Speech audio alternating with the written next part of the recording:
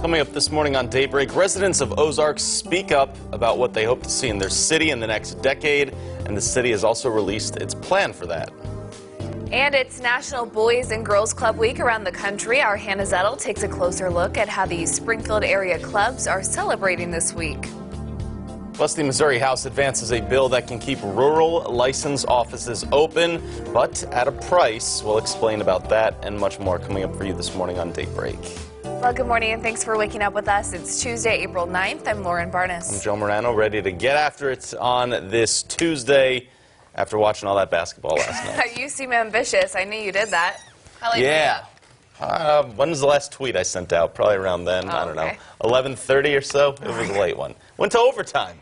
I saw that. Got to watch the championship game. I saw that overtime. this morning after a full night's sleep. Yeah, I thought we would see Heather and David on our way into work. It was that late. It felt that late, at least. Yeah. I don't know. Lisa Raffa, I know you stayed up late to watch events and things. Did you have any interest in watching this? Not this one. When baseball season rolls around, I'll stay up late for the World Series. But Yeah. Was it a good game at least? Yeah. Yes. Was it a good game at least? Was it worth it? Fantastic game, guys. I'm drained right now. I'm But tired. it's worth it. Edge of your seat sort of stuff right there. So it was good. We should have just replayed it on Color 10 all night. That's what we should have done. But hey. You just wish that so that you could be sleeping right now. Yeah, pretty much. I wish that. Because I got to wake up. It's going to be nice. We have to enjoy the day. Yeah. Right? Yes. Sleep outside.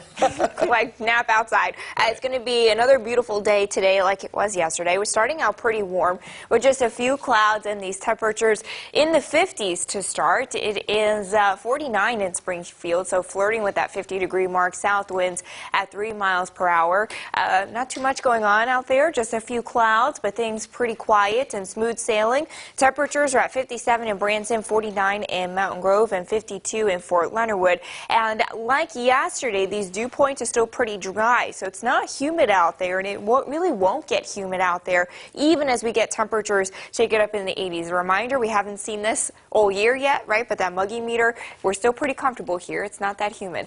We've got dry roads through the afternoon, so some green light conditions as you head to work and school. We'll have temperatures up at 79 degrees by dismissal, mostly sunny and warm today.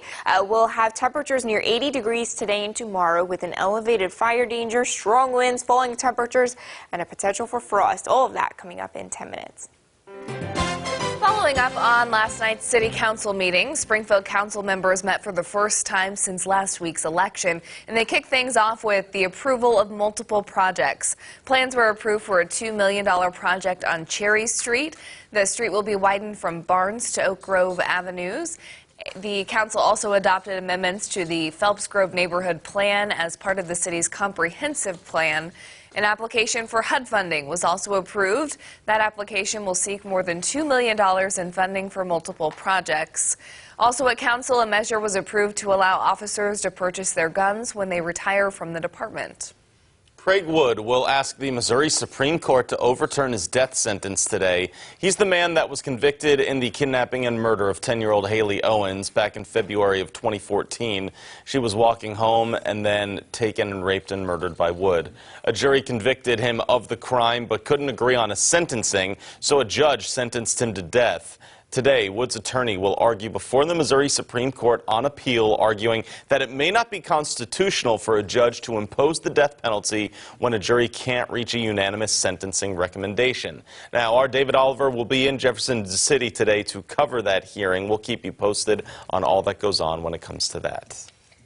In some more local news, the city of Ozark has released its comprehensive plan of what citizens want to see in the next 10 years. It includes plans for land use, residential area development, and what types of property should be built. Officials also plan to develop the downtown area but preserve its historic features. Another focus is protecting Ozark's natural resources. We've talked about things such as maybe there needs to be a Finley River overlay district, which would be a kind of a set of standards for any development along the river to make sure we preserve that corridor. We also have an abundance of vegetation, wildlife, and topography that is a great asset to the city of Ozark and that we want to cherish as well. So make sure we have things in place to preserve those over time.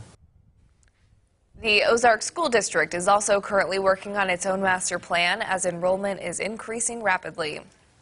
Well, it is National Boys and Girls Club Week, a chance for families to celebrate the club's mission to teach kids how to be successful students and members in the community. That's right. Hannah Zettel checked in with the Boys and Girls Club Sertoma unit to find out how those students are standing up for success.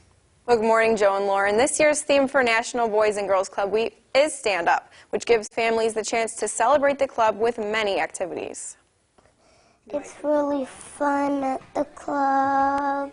Kindergartner Ryan is talking about the Boys and Girls Club of Springfield, which recently kicked off a week-long celebration dedicated to citizenship.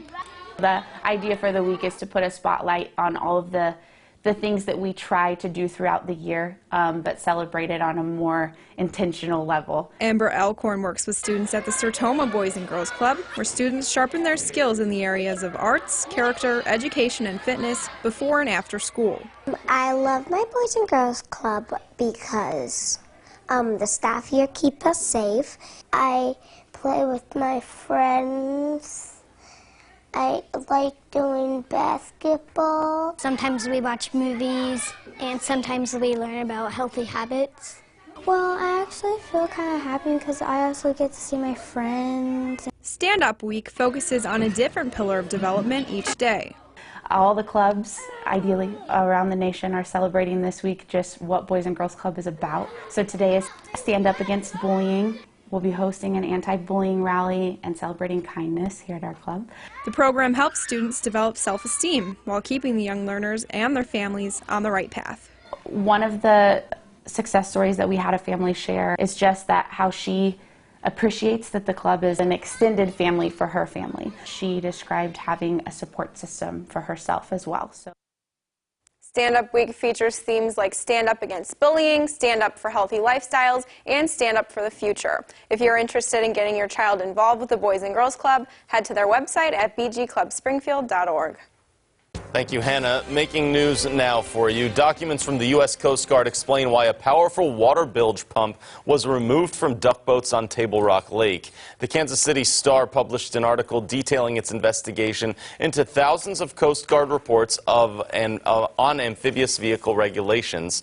The Star claims Ride the Ducks in Branson asked for the replacement of a water discharging pump with a less powerful one in 2005.